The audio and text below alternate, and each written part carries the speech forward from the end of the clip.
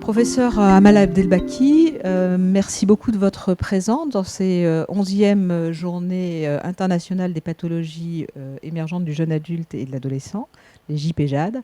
Vous nous avez présenté une sorte de guide pour monter un centre d'intervention précoce de façon efficace.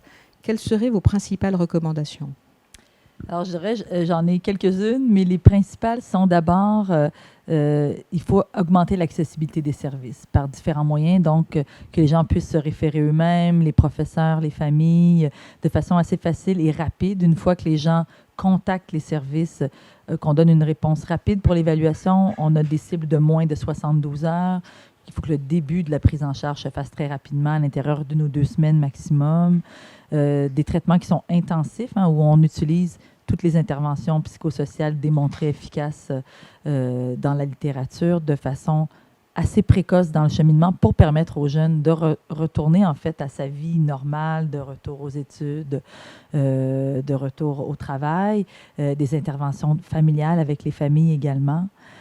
Autre élément essentiel, c'est vraiment le case management. Le case manager est l'intervenant pivot, l'intervenant qui va centraliser, qui va coordonner les soins pour le jeune. L'intégration des services, donc les services de retour à l'emploi ou aux études, mais les services pour la toxicomanie aussi comorbide. Et je dirais, un autre élément essentiel, c'est vraiment de se réseauter entre nouvelles cliniques avec des cliniques mentors qui ont déjà eu l'expérience, qui ont vécu les mêmes obstacles et qui vont aider à permettre l'adaptation en fait du modèle à chaque particularité de chaque région en fait. Qu'est-ce qui peut faciliter l'articulation entre les services classiques de santé mentale et puis ces nouveaux services proposés ?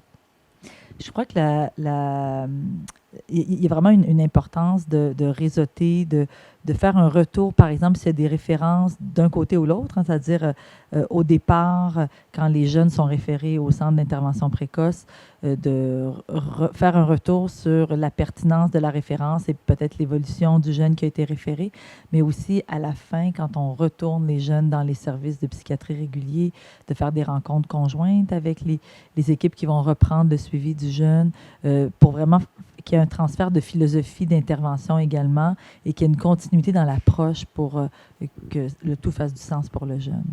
Merci beaucoup et encore une fois, merci pour l'apport de votre expérience qui devrait nous inspirer ici en France. Merci beaucoup. Et vice-versa, ce sera un plaisir. Au revoir.